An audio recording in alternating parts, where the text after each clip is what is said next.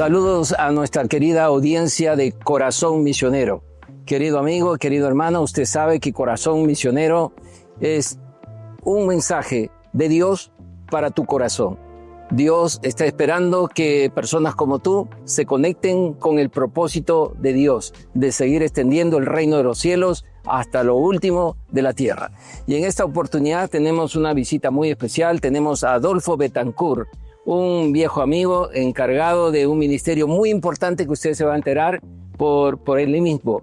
Pero Adolfo, tal vez nos puedas recordar un poco cómo es que tú empezaste el ministerio a servir al Señor antes de involucrarte de lleno en las misiones. Bienvenido, Adolfo. Gracias, Pastor Roger. Una alegría estar con ustedes en este nuevo programa de Corazón Misionero. Y bueno, yo me involucré en el ministerio en la Iglesia Pueblo Libre. Fue allí donde conocí al Señor y empecé trabajando con jóvenes y luego en evangelismo, misión urbana. Y Dios nos dio el privilegio también de ser parte del equipo pastoral de la iglesia algunos años, hasta ya luego el Señor nos llevó a otros lugares. Y ya, bueno, desde el año 2000 Dios puso, ya teníamos la carga de muchos años, pero ya la necesidad de enfocarnos o de dirigirnos a un ministerio, digamos, intercultural. Es decir, teníamos la carga por el mundo quechua, por la iglesia quechua. Y fue así que Dios nos fue guiando, fue abriendo puertas desde el año 2004, que empezamos ya nuestra preparación más formal, y el 2005 que salimos al campo misionero para trabajar entre los quechuas del Guayaga, apoyando el ministerio de la traducción de la Biblia. Mira, qué interesante, Adolfo, porque una de las coincidencias que tenemos, porque hace muchos años que nos conocemos, así es cuando yo fui enviado para ser misionero en Arequipa. Tomé un poco más de conciencia de lo que es las misiones. Y ya viajando por el interior del país, me di cuenta que el mundo quechua o nuestros hermanos quechuas necesitaban que la Biblia esté en su propio idioma, el idioma del corazón, concepto que tú manejas, pero también de obreros propios, de personas involucradas, con la carga de llevar el evangelio a las partes más profundas del Perú, y no solo del Perú, sino de otros países también que necesitan el evangelio en su propia lengua. ¿Cómo es que tú te conectaste así? ¿Cómo fue tu llamado? Cuéntanos. Bueno, Dios usó a unos hermanos que estaban justamente en el Ministerio de la Traducción de la Biblia, que habíamos conocido antes en Huánuco, unos cursos que yo tomé allá con mi esposa. Y fue cuando nos visitaron y nos obsequiaron un Nuevo Testamento que recién se había dedicado en uno de los quechuas de Huánuco, en el quechua de Guamalíes, 2 de mayo. Y cuando, esto fue en el año 2003, ¿no? Cuando nos obsequian este Nuevo Testamento, yo lo veo, yo lo abro y yo digo, wow, esto es lo único que tienen nuestros hermanos que hablan este idioma, que hablan esta variante del quechua. Y ahora, ¿quién les va a ayudar a leerlo? ¿Quién va a ayudar a usarlo? ¿Quién va a ayudar a los pastores? Porque yo sabía que no había mucho acceso a la educación bíblica, teológica. Y es ahí que ya nos enfocamos más con mi esposa en orar y en buscar la dirección del Señor. Y bueno, fue así que alguien nos orientó, ¿no? De que habían cursos para ayudar en la traducción de la Biblia, ayudar en la alfabetización. Y también nos explicaron cómo vive un misionero, porque no teníamos ninguna idea. Entonces allí nos dijeron que, bueno, el misionero tiene que contactar con sus iglesias, con las iglesias de donde son, o otras iglesias o hermanos que quieran apoyar. Fue así que nos conectamos, Roger, no sé si te acuerdas, por ahí el año 2004, 2005. Y bueno, fue así que luego que terminamos nuestra preparación, salimos al campo a trabajar entre los quechuas del Guayaga para apoyar la traducción de la Biblia. Nuestra idea original era que íbamos a ser traductores de la Biblia, pero cuando escuchamos de los quechuas del Guayaga, que era un grupo muy numeroso, más de 60,000, 70,000 hablantes de esta variante del quechua, supimos que ya tenían un proyecto de traducción, que ya habían lingüistas trabajando por décadas, pero habían 2 o 3 grandes desafíos. El primero era el analfabetismo, muy alto, alto grado de analfabetismo en el pueblo donde nosotros llegamos a vivir, por ejemplo. Cuando llegaba una carta, sea del Ministerio de Educación o algún organismo, nos llamaban, ¿no? Me llamaban a mí o llamaban para que leamos la carta y les expliquemos qué decía la carta, ¿no? Las autoridades nos llamaban. Entonces uno se da cuenta el nivel de analfabetismo que era muy alto. Y sí, iban a recibir la Biblia en su idioma, pero no podían leerla. ¿Para qué? ¿No? Claro.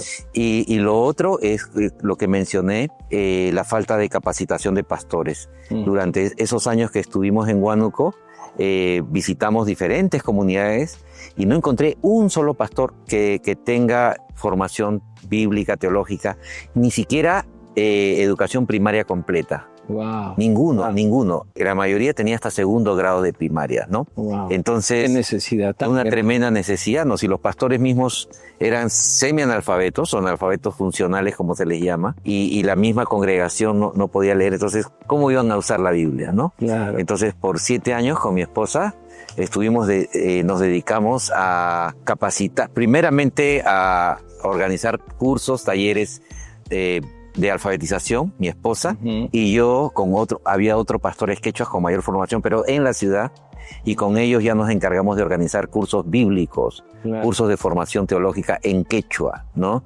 Entonces, mi esposa trabajó con un grupo de hermanas que tenían esa carga. Bueno, Dios es el que llama y prepara los corazones, ¿no? Cuando llegamos a Huánuco, encontramos hermanos que vivían en la ciudad, pero que tenían carga por su pueblo. Es decir, que tenían la disposición de volver aunque ya estaban establecidos en Huánuco, ellos querían ir y ayudar a su gente. Entonces, mi esposa se armó un lindo equipo, y ella capacitó a un grupo de hermanas, principalmente, en todo lo que es la alfabetización. Y con ellas elaboraban las cartillas, es decir, no eran, porque no existen en esas lenguas. Entonces, claro. Gracias a los estudios que tuvimos de lingüística, fonología y ayuda de otras personas, ellas armaron una serie de cartillas de alfabetización, ¿no? Y nosotros usamos ya otros cursos que habían sido preparados en otras variantes del quechua, pero los adaptamos al quechua del Guayaga, y entonces los fines de semana viajamos por diferentes pueblos para capacitar a los pastores en doctrina bíblica. Que es la redención, el pecado, la redención, ¿no? Y la oración, todo lo que es un curso básico, ¿no? Claro. Pero era un curso completo de 50 lecciones bíblicas teológicas, ¿no? Y gracias a Dios podemos decir todo por el Señor y para la gloria de Dios, es que fueron buenos los resultados, logramos llevar programas de alfabetización a muchas comunidades, y igual con los cursos llegamos a muchas comunidades, y el mayor logro, fruto, es que cuando la Biblia se dedica, ¿no? Nosotros llegamos en el 2005, la dedicación de la Biblia se hizo en el 2011, y hasta ahora escuchamos que la Biblia tuvo buena aceptación y buen uso en las iglesias. Qué lindo. O sea, las iglesias están usando la Biblia en su idioma, y los pastores están predicando, están enseñando en su idioma. Con su propia Biblia en su idioma. Exacto. Es un tremendo desafío, Adolfo, porque entiendo que en el Perú hay una variedad de quechuas. Así es.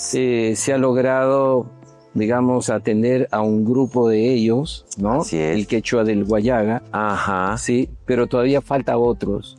Y dentro de esos otros creo que cabe ese llamado del Señor. La mies es mucha y los obreros pocos. Yo sé que este es un área de misiones un poco más especializada, que tal vez no muchos responden a este llamado, pero creo que tú eres la persona indicada para hacernos ver esta necesidad.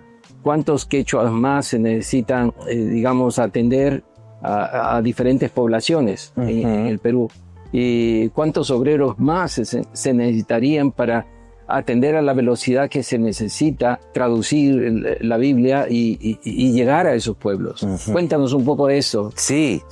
Bueno, eso que mencionas, pastor, es muy importante porque, en principio tenemos que aclarar que el quechua en realidad es una familia de idiomas, no es un idioma. Los lingüistas, los estudiosos, encuentran mucha similitud, por ejemplo, entre el latín y el quechua, en el sentido de que se sabe que hace más o menos en la misma época del auge del latín existía un proto-quechua, o sea, era un solo quechua, así como antes existía el latín, y luego Sabemos que el latín se va diversificando y aparece el español, el francés, el italiano, el portugués, 5, 6, 7 lenguas que surgen del latín, pero que son diferentes idiomas, ¿no? Y hay otros dialectos o otros variantes aún más, ¿no? Que existen en Europa principalmente. Igual sucede en el quechua. Hace varios años yo hablaba con un líder quechua evangélico que él quería unir a todos los quechuas en un movimiento cristiano quechua, y él hizo eventos y quería hacerlos en quechua. Pero resulta que cuando hacen el evento, él se da cuenta que muchos no entendían. Él era ayacuchano. Y los hermanos de Ancash le decían, hermano, no le entendemos. Y él se frustraba, no, pero todos tenemos que entender porque es quechua. Hasta que le empezaban a hablar en cada uno en su propia variante, él decía, no les entiendo, ¿no? Entonces terminaron haciendo el evento en castellano porque es como la lengua franca, decimos, ¿no? Pero para nosotros que estamos en la traducción es muy importante entender esta diversidad porque queremos que la gente entienda, ¿no? Y entonces, gracias a Dios, en el Perú tenemos alrededor de 23 quechuas diferentes, ¿no? Y en algunos casos las diferencias, como mencionaba, ¿no? O sea, el quechua de San Martín, ¿no? Con el quechua Lambayeque, o el quechua Huanca, con el quechua del río Napo. No se entiende. Totalmente diferentes, ¿no? Tienen, obviamente, la misma raíz y pueden tener ciertos elementos en común, pero ya son tan diferentes que entre ellos no se entienden. Entonces, cada una de estas variantes requiere una traducción. Justamente hace unos minutos que te estaba mencionando que estaba esperando la llegada de un paquete que me acaba de mandar de Abancay, la última Biblia que se acaba de dedicar en quechua, es la Biblia del este de Apurímac. Y ya, el Guayaga, Cusco, por supuesto, Ayacucho, la mayoría de quechuas de Huánuco, Guamalí, 2 de Mayo, Margos y Arohuilca, ya tienen la Biblia completa. ¿Y cuántos faltan? Pero todavía, por ejemplo, acabamos de terminar la Biblia en quechua Huanca. Entonces ahorita ya está entrando en todas las etapas de diagramación, glosario, índice, ya ustedes saben todos esos aspectos. Pero ya, Dios mediante el próximo año, y de paso es un motivo de oración, necesitamos levantar un poco de finanzas para la publicación, pero ya tenemos la Biblia en quechua Huanca y se está trabajando en varios quechuas más, como el quechua de Lambayeque,